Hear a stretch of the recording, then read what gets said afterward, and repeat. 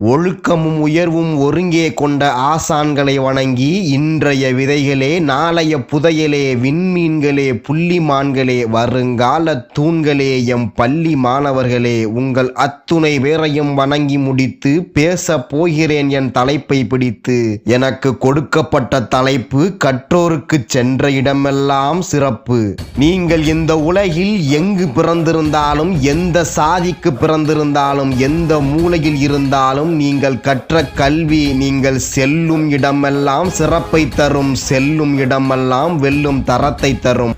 ஒரு நாட்டின் மன்னனை விட கல்வி கற்று சிறந்தவனே உயர்வானவன். மன்னனுக்கு தன் தேசத்தில் மட்டும்தான் சிறப்பு, கல்வி கற்றவனுக்கு செல்லும் இடமெல்லாம் சிறப்பு என்கிறார் ஔவையார். மன்னனும் மாசற கற்றோனும் சீர்தூக்கின், மன்னனில் கற்றோன் சிறப்புடையவன். மன்னர்க்கு தன் தேசமல்லால் சிறப்பில்லை, கற்றோருக்கு